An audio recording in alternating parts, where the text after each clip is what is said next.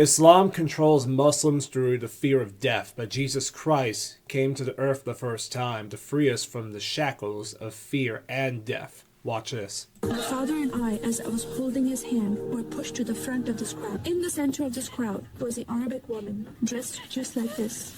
And she was tied up and she was sitting on a box. Next to her was an Arabic man. He got up from the floor and from his side, he pulled out this very long golden sword and he beheaded the woman. My legs are shaking and my heart is going fast. My father said, "If you don't listen to the teachings, this will happen to you one day." I was born and raised in a small country by the name of Kuwait, a community of 98% Muslim population.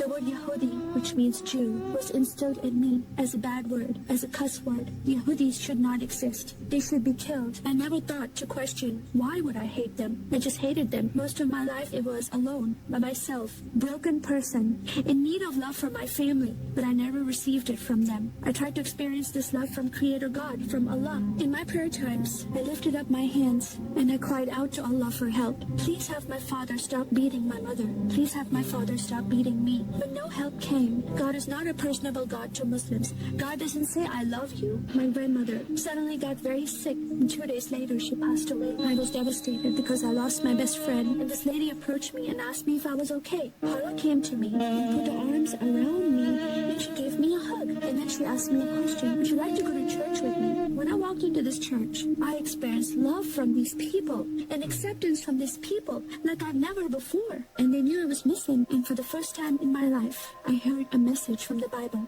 I started reading the message about Yeshua. He was given a scroll from Prophet Isaiah. The Spirit of the Sovereign Lord is upon me, because He has anointed me to preach the gospel to the poor. He has sent me to heal the broken heart and to proclaim liberty to the captive and freedom of sight to those who are bound, to proclaim the year of the Lord's favor. First time I heard these words of freedom and healing and liberty.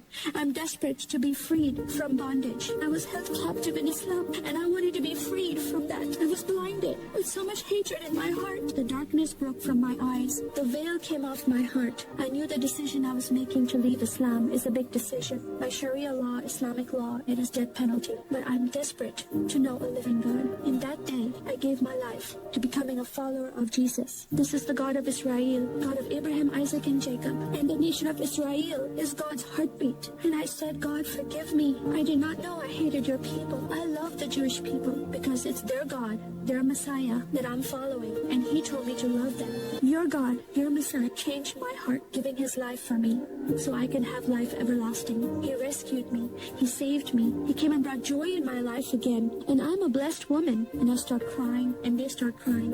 And we are able to relate to each other and embrace me, and they love me, and they experience some healing, I believe, when they hear my story. It is a privilege to have that in my life. The love of Jesus saves yet another soul for the kingdom of God. Glory to the triune God.